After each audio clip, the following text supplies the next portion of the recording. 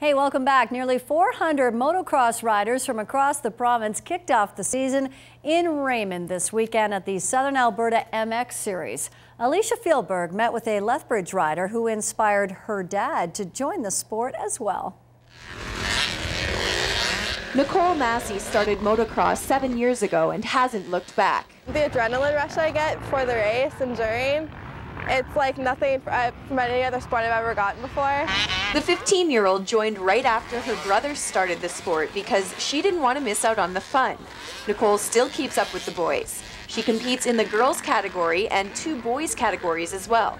I think guys still underestimate us even though we can sometimes beat them. I still think they definitely underestimate us.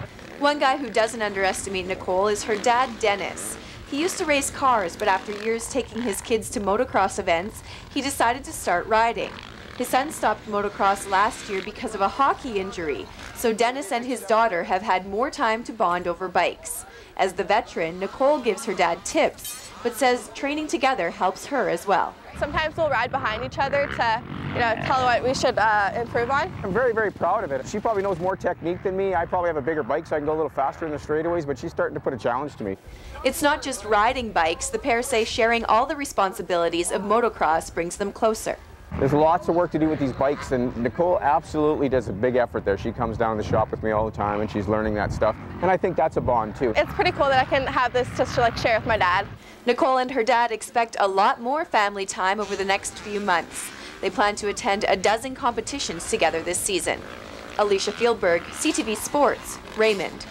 Neat. Raymond will host the Western Canadian Amateur Motorsports Championship the last weekend in June. It could be a banner day for the Phoenix Coyotes. The club can advance to the Western Conference Final with a win over Nashville later tonight. And a source also says the NHL has a deal in place to sell the team to former San Jose Sharks CEO Greg Jameson.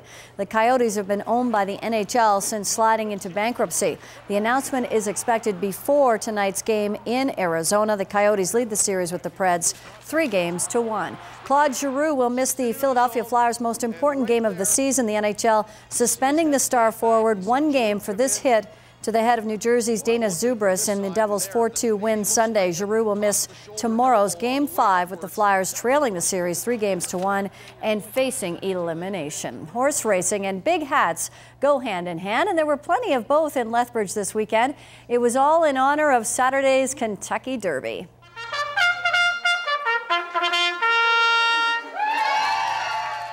Quite a few red hat ladies from Southern Alberta gathered to watch the race on television, along with some live horse racing at Lethbridge's season opener at the Turf Club. They even got to meet one of the local jockeys.